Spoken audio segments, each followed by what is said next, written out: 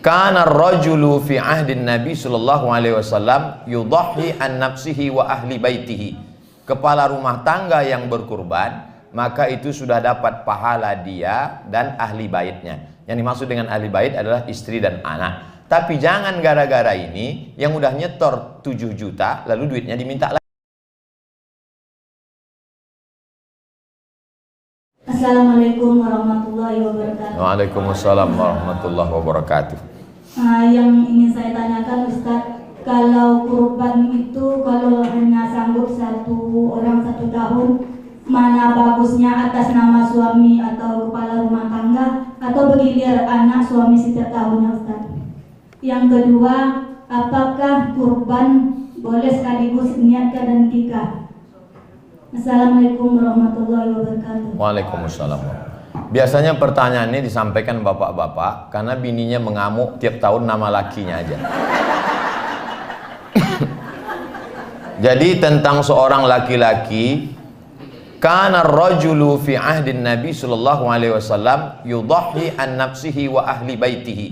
Kepala rumah tangga yang berkurban, maka itu sudah dapat pahala dia dan ahli baitnya. Yang dimaksud dengan ahli bait adalah istri dan anak. Tapi jangan gara-gara ini yang udah nyetor 7 juta lalu duitnya diminta lagi. Jadi kalau kepala rumah tangga berkurban itu sudah masuk istri dan anaknya, walaupun cuma nama dia. Tapi kalau ada yang mau ngasih 2,7 untuk saya, 2,7 untuk istri saya, 2,7 untuk anak saya, 2,7 untuk almarhum yang sudah meninggal, maka itu afdal baik. Tapi kalau cerita cukup, maka kepala rumah tangga li ahlihi wali ahlihi lahu wali ahli baitihi, itu sudah untuk dia dan untuk ahli baitnya. Kurban ini ada 4 klasifikasi. Yang pertama, 1 orang 1 kurban. Yang kedua, 1 kurban 1 keluarga. Yang ketiga, 1 sapi 1 lembu 1 onta 7 orang. Hadisnya, naharna ma'a Rasulullah SAW amal Hudaybiyata. Kami berkurban pada tahun Hudaybiyah al-baqarata an sab'atin, 1 ekor lembu untuk 7 orang. Yang kurban yang keempat, ini yang paling besar. Waktu haji wada, Nabi menyembelih 63 ekor, dilanjutkan Sayyidina Ali 37. 37 tambah 63, 100 ekor onta untuk Nabi Muhammad sendiri. Jadi kalau kita mau buat, pilih antara 4. Seekor 1 orang, 1 ekor 1 keluarga, 7 orang 1 ekor, 100 ekor sendirian. Jadi kalau yang mau kelas VVIP 100 ekor sendirian. Yang tak ada itu 1 grup 1 kambing. Sekarang ada yang buat iuran 1 grup 1 kambing. Ini tidak masuk dalam 4. Tak tahu entah dari mana datangnya. Nah, ini tentang 1 kelas anak-anak dibuat 1 kambing. Kalau mau tidak begitu. Anak-anak iuran 100.000, 50.000, 20.000 cukup untuk seekor kambing. Anak-anak menyerahkan duit itu sebagai hadiah untuk guru wali kelas. Wali kelas berkurban untuk sendiri. Jadi dari anak ke guru hadiah, gurunya berkurban. Kalau sayang. Jadi jangan kita didik anak-anak untuk berkurban, tapi caranya tidak benar menurut syariat Islam. Kalau bertepatan hari itu akikah anak, lahir anak, misalnya di settingnya, di setnya anak ini lahir supaya pas tanggal 10 nanti, nah keluar kau tanggal 3 ya, keluar anak itu tanggal 3, 4, 5, 6, 7, 8, 9, 10, pas tanggal 10 menyembelih kurban, maka sembelih akikah otomatis sudah dapat kurban. Begitu menurut para ulama. Bagi yang tidak tepat, anaknya lahir sekarang, maka afdolnya berakikah 7 hari. Lewat 7 hari, 14 hari. Lewat 14 hari, 21 hari. Lewat 21 hari, tak usah tengok tanggal kalender lagi. Jadi kalau ada di antara ibu dan bapak yang belum berkurban, yang belum berakikah, silakanlah berakikah hari ini, saya bisa singgah insya Allah. Mana dalilnya? Dalam kitab Al-Majmu' Syarah Muhadzab Imam An-Nawawi, imam besar dalam mazhab Syafi'i. Sudah saya tulis dalam buku 37 masalah populer, boleh berakikah setelah dewasa. Dalilnya dari mana? Hadis Nabi, aqqa an nafsihi ba'dan nubuwah. Nabi mengakikahkan dirinya setelah jadi nabi. Tapi kalau ada bapak ibu yang mau berakikah, akikah saja, tak perlu cukur rambut, dan tidak pula pakai marhaban. Nanti ambol Ustaz di Kuado orang PTA gua mengundang akikah marah. Awak sangko yang duduk di ayunan cucu pun nenek duduk situ. Nah ini. Adapun bagi yang punya uang 3 juta, 2.700.000 untuk kurban, 2.700.000 untuk akikah, bagus dua-duanya. Ini untuk akikah saya, ini untuk kurban saya. Jangan berhitung-hitung sama Allah.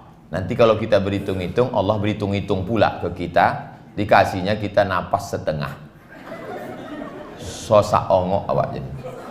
Jadi apa yang kita berikan ini belum ada apa-apanya. Nabi Ibrahim itu yang diminta Allah Ismail. Ismail itu baru ada setelah Nabi Ibrahim berumur 86 tahun. Buka tafsir Ibnu Katsir. Setelah 86 tahun berdoa, barulah lahir anak Ismail. Itu yang diminta Allah. Jadi sebetulnya yang diminta Allah apa yang paling kita sayang. Jadi harga kambing 2,7 belum ada apa-apanya. Mazhab Hanafi berkurban hukumnya wajib. Mazhab Syafi'i, Hambali, Maliki sunnat muakkad. Makanya kita tak boleh mencampur-campur mazhab gara-gara ini. Sebab ada orang yang campur mazhab, ketika nikah pakai mazhab Hanafi. Tak perlu pakai wali kata dia. Karena dalam mazhab Hanafi boleh perempuan menikahkan. Tapi pas giliran kurban tak mau pakai mazhab Hanafi. Kau kemarin nikah pakai apa? Saya Hanafi Pak Ustaz. Ini kurban? Maliki lebih tepat. Tatabu' rukhas. Orangnya menjadi mencari-cari kemudahan-kemudahan saja. Nah, itu 2 pertanyaan dari Ibu. Wallahu a'lam. Oke, selanjutnya boleh. Assalamualaikum warahmatullahi wabarakatuh. Waalaikumsalam warahmatullahi wabarakatuh. Terima kasih Ustaz atas waktunya. Izin bertanya, insya Allah di PTA Pekanbaru ini kita akan melaksanakan ibadah kurban. Yang pertama pertanyaan dari kami tentang masalah kulit Ustaz. Ini bagaimana solusinya tentang masalah kulit. Itu yang pertama. Yang kedua terkait masalah kupon. Itu di mana-mana kita ada namanya, kalau bahasa Ustaz tadi, sukarelawan. Apakah dia ini kita beri kupon selain misalnya kupon, misalnya di PTA ini dia sukarelawan juga, pegawai juga, berarti dia ada 2 kupon misalnya. Ini boleh atau tidak Ustaz? Terima kasih. Assalamualaikum warahmatullahi wabarakatuh. Waalaikumsalam warahmatullahi wabarakatuh. 2 pertanyaan. Man ba'a jilda udhiyatihi fala udhiyata lahu. Siapa yang menjual kulit hewan kurbannya, maka tiada kurbanlah baginya. Lalu karena takut menjual kulit hewan kurban, akhirnya kulit itu digunting, dimasukkan ke plastik, dibagi. Tak semua orang bisa mengolah, akhirnya dibuang jadi sampah, bau bangkai Pekanbaru. Lalu solusinya bagaimana? Silakan jual kulitnya. Karena makna menjual di situ ilatnya mengambil lagi. Barang yang udah kita kasih tak boleh diambil balik. Jadi duitnya dibagikan lagi kepada yang berhak menerima kurban. Telepon. Assalamualaikum. Jange.com bisa mengolah. Kan ini jange yang bisa mengolah. Awak tak bisa. Bisa mengolah, jangan bisa mengolah kulit kata dia bisa. Berapa 100? Kami ada 10 lembar, berarti dapat 1 juta. Siapa yang berhak 1 juta ini? Panitia tak berhak. Yang berhak siapa? Hukum asal daging kurban 3. Yang berkurban, kerabat, sahabat, tetangga, jiran, fakir, miskin. Maka saya mengusulkan, jangan lagi kita mengambil barang yang sudah kita lepaskan, maka kita bagikan saja ke fakir miskin. Jangan bagi kulitnya, fakir miskin tak sanggup ngolah. Fakir miskin mau kulit? Enggak Pak Ustaz. Duit? Mau. Kasih duit, kita menjualkan, kita bantu. Dia tak sanggup ngolah, dia tak sanggup jual. Tentang masalah panitia dikasih 2 kupon. Ini kupon kamu sebagai kaum muslimin. Ini kupon kamu sebagai relawan. Kalau masih di bawah ambang batas 1/3 masih berhak. Tapi kalau di atas ambang batas 1/3 dia makan haram. Tapi kalau hitungannya masih sekilo, sekilo setengah, maka hitung berapa total. 2 kupon yang kita bagi itu belum mencapai ambang batas lebih dari 1/3. Nah, jadi kalau itu mau dibagi, yang tak boleh itu dibagikan sebagai upah. Maka ada beberapa orang yang tidak boleh sebagai upah, yaitu tukang potong jagal dan tukang kulit, karena itu memang profesi dia. Maka dia mesti dikasih upah. Jangan daging dijadikan sebagai upah. Lalu upahnya dari mana? Dari biaya kelebihan saat ijab qabul di awal. Tukang jagal yang tidak dikasih upah itu tahun 2021 atau 2020 di Pengadilan Agama Siak. 2 sapi dipotong. Itu yang motong saya sendiri. Jadi waktu itu saya bawa tausiah, bawa pisau. Pisau ini dapat saya dari Juleha. Juleha ini juru sembelih halal. Dimintalah waktu itu Pak Kepala Kemenak, Pak Muharram Siak. Kami minta kepada Bapak Ketua Kemenak Siak. Kata Pak Kemenak, enggak. Habis itu minta Pak Ketua PA Pengadilan Agama Siak. Kata Bapak pun tidak. Saya yang ketiga, mau ditolak, kita udah ikut pelatihan. Saya ini orangnya ceramah aja yang keras, kalau hati lembut. Saya tak pernah motong ayam. Motong ayam tak sampai hati saya. Tapi hari itu karena pisau udah dibawa, 2 orang yang mengelak, masa saya potong. Saya nyembelih, bismillah, Allahu Akbar, 2 ekor sapi, selesai. Setelah itu tak pernah motong sampai sekarang. Saya motong tak sampai hati, tapi kalau udah dimasak, habis. Nah, jadi memotong ini tidak hanya sekedar ilmu. Ada orang ilmunya ada, tapi tak ada keberanian. Menengok darah itu tumpah, dulu pula dia mati dari kurban itu lagi. Ada orang berani tapi tak berilmu. Begitu motong, berani. Tak ada ilmu. Dia mesti ada 2 urat yang putus. Urat napas, urat makan. Urat makan putus, urat napas tak putus. Begitu dibuka tali, berdiri sapi itu.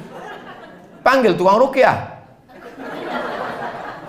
Kata jin, kami tak ada ganggu sapi, kata dia. Ini udah dikeluar dari SOP kami ini. Apa pula sapi di ruqyah? Wallahu a'lam. Assalamualaikum warahmatullahi wabarakatuh. Waalaikumsalam warahmatullahi wabarakatuh. Terima kasih Ustaz atas waktunya. Saya juga ingin bertanya tentang pelaksanaan penyembelihan hewan kurban. Barangkali apakah Ustaz mengetahui tentang tata caranya atau memang ada landasan syar'inya, di mana di salah satu tempat, katakanlah di sebuah desa, pelaksanaan penyembelihan hewan kurban itu sebelumnya semacam didahului, apakah itu ritual atau tradisi, di mana hewan kurbannya diselimuti dengan kain putih oleh para peserta kurban, nanti disirami air, baru tukang jagalnya memotong hewan kurban tersebut. Dari saya kecil sampai hingga remaja, pelaksanaan tersebut masih sangat kental dilaksanakan, dan sejak saya dewasa dan tua ini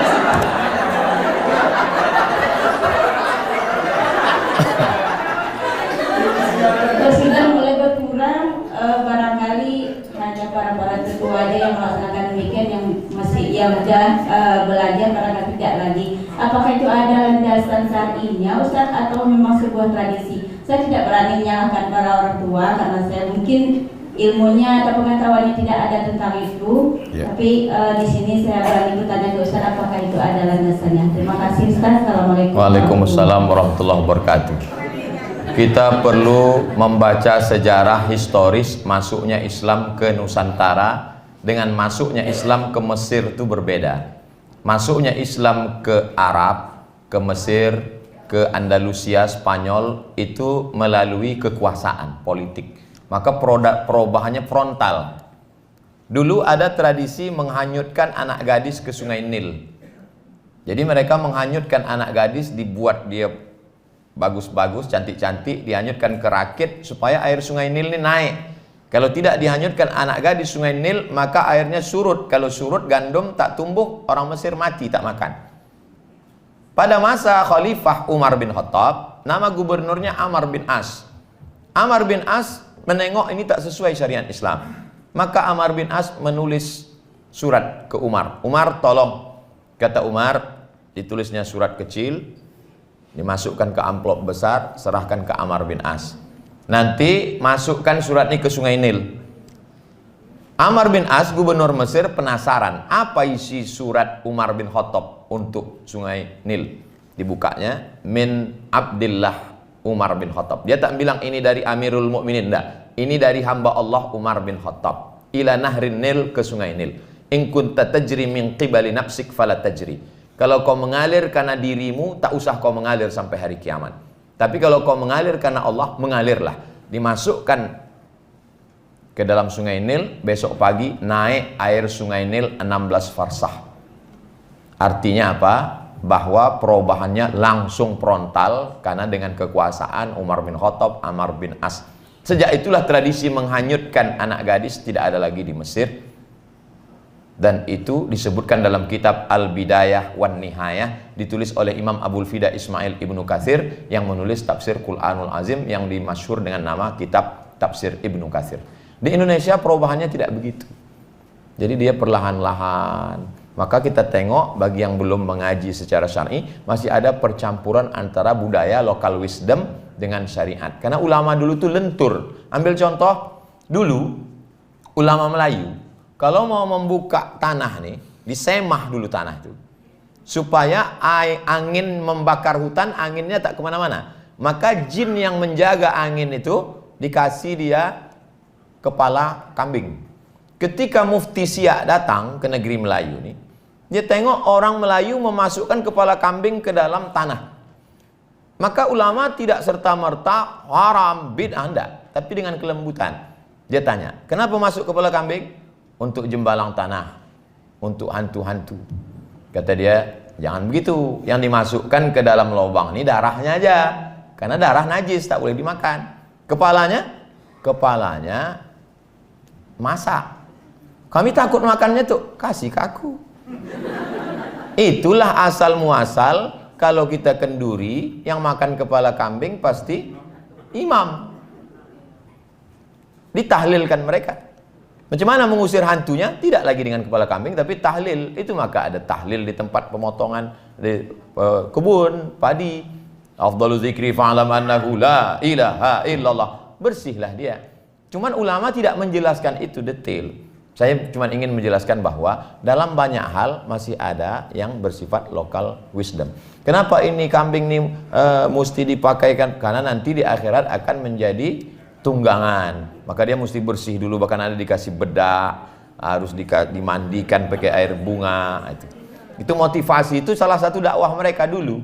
Nah, sekarang kita tak usah pula menyalahkan seakan-akan kita lebih alim daripada mereka. Kita perbaiki saja pelan-pelan, kita hilangkan, lebih bercerita kepada hukum fikihnya, hukum syar'inya. Insya Allah dakwah dengan lembut ini akan menyentuh hati jamaah sehingga tradisi-tradisi yang tidak syar'i akan hilang dengan sendirinya, insya Allah. Demikian. Wallahu a'lam. Dalam Islam ini ada beberapa cara menyampaikan pesan. Yang pertama melalui perilaku kita, perbuatan kita, cerminan diri kita. Itulah yang disebut dengan lisanul hal afsah min lisanil maqal. Perbuatan lebih menyentuh daripada cakap. Yang kedua baru nasihat, omongan, tausiah. Yang ketiga adalah hukum. Jadi terkait dengan atasan, bawahan, kawan, sahabat, siapapun, tiga-tiga mesti kita tempuh. Dengan perbuatan kita, dengan lisan kita, dengan hukum. Di Indonesia tidak ada yang absolut mutlak. Siapapun bisa dihukum. Nah, maka kita mesti ada pengawasnya, ada kode etiknya. Kita punya atasan, ada lagi di atasannya. Jangan diam melihat kemungkaran. Kata Imam Abu Ali Ad-Daqqaq, as-sakitu 'anil haq syaitan akhras. Orang yang diam melihat kebenaran diinjak-injak, maka dia adalah setan bisu. Umat ini menjadi mulia karena tiga sifat. La ta'murunna bil ma'ruf, ajak orang buat baik. Wa la tanhauna 'anil munkar, larang buat munkar. Wa tu'minuna billah, beriman kepada Allah. Kalau kita diam melihat kemungkaran, la yushikanna ayyab'atsallahu 'alaikum iqaban, dikhawatirkan akan diturunkan Allah azab. Summa tad'unahu, berdoa, fala yustajabu lakum, doa kamu tak dikabulkan Allah karena diam melihat kemungkaran. Memang yang paling berat adalah menasehati orang di atas kita. Makanya disebutkan jihad yang paling hebat qaulul haq inda sultanin jair, menyampaikan kebenaran kepada penguasa yang zalim. Suatu ketika datang orang memaki-maki Sultan Harun Ar-Rasyid. Harun Ar-Rasyid, kamu kurang ajar, kamu tak adil, kamu pengkhianat. Kata Harun Ar-Rasyid, ingat kamu pesan Allah kepada Nabi Musa dan Nabi Harun. Wa qula lahu qallan layyina. Wahai Musa dan Nabi Harun, pergilah engkau menjumpai Fir'aun. Ucapkanlah kata-kata yang lembut, la'allahu yatadzakkar aw yakhsha. Mudah-mudahan dia takut dan menjadi ingat. Aku tak sejahat Fir'aun dan kau tak sebaik Musa. Kenapa kata-katamu lebih parah daripada ucapan Musa kepada Fir'aun? Nah, jadi kita tetap menyampaikannya dengan bahasa yang santun.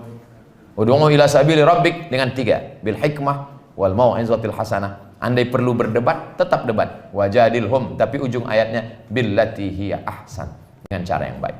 Wallahu a'lam. Orang Cina membawa nyonya pagi-pagi makan soto. Tak ada lagi yang bertanya karena mau cepat ambil foto.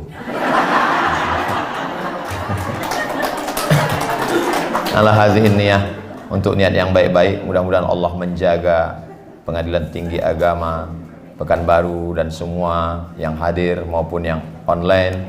Dijaga hati kita untuk senantiasa takut kepada Allah, keluarga kita sakinah mawaddah warahmah, anak-anak kita soleh dan solihah, diberikan kita istiqomah hingga akhir hayat, sampai akhirnya kita menjalani hidup ini benar sampai anak cucu kita insyaallah. Al-Fatihah. A'udzubillahi minasyaitonirrajim. Bismillahirrahmanirrahim. Alhamdulillahirabbil alamin. Arrahmanirrahim. Maliki yaumiddin. Iyyaka na'budu wa iyyaka nasta'in. Ihdinas siratal mustaqim. Siratal ladzina an'amta 'alaihim ghairil maghdubi 'alaihim waladdallin. Amin. Allahumma shalli ala sayyidina Muhammad wa ala ali sayyidina Muhammad. Allahumma anzilir rahmata was salamata wal barakata ala hadhil jamaah. Turunkan keselamatan, keberkahan, kebaikan kepada seluruh jamaah yang ada di PTA Pekanbaru ini ya Allah. Ya muqallibal qulub, engkau yang membolak-balikkan hati, sabbit qulubana, kokohkan hati kami ala dinik dalam agamamu, ala ta'atik dalam ketaatan kepadamu. Allahumma a'inna, tolong kami ala zikrika, supaya hati kami selalu berzikir mengingatmu, wa syukrika, bersyukur kepadamu, wa husni ibadatik, selalu beribadah dengan ibadah yang terbaik. Rabbana hab lana minas shalihin, jadikan anak-anak cucu keturunan kami anak-anak yang soleh dan solihah. Waffiqna lima tuhibbuhu wa tardah, tanamkan dalam hati kami taufik dan ridhamu supaya kami beramal dengan amal yang kau cintai ya Allah. Allahumma dafa'na al-ghala'a wal waba' wal fahsya' wal riba wal zina wal munkar. Selamatkan negeri kami dari malapetaka, bencana, riba, zina, narkoba, perbuatan keji dan munkar. Allahumma rzuqna imaman adila, berikan kami pemimpin yang adil dan amanah. La tusallit alaina bidzunubina man la yakhafuka wa la yarhamuna. Jangan hukum kami karena dosa-dosa kami, lalu kau berikan orang yang tak takut padamu dan tak sayang pada kami. Allahumma khtim lana bi husnil khatimah wa la takhtim alaina bi su'il khatimah. Rabbana ighfir lana dzunubana wa liwalidayna warhamhuma kama rabbayana shaghira. Wa sallallahu ala sayyidina Muhammad wa ala alihi wasallam walhamdulillahirabbil alamin. Selama menyampaikan tausiah dan menjawab pertanyaan dari jam 10 sampai 11.30 ini, banyak tentunya kata tak berkenan di hati, menyinggung perasaan para hakim yang mulia, Bapak Ibu semuanya.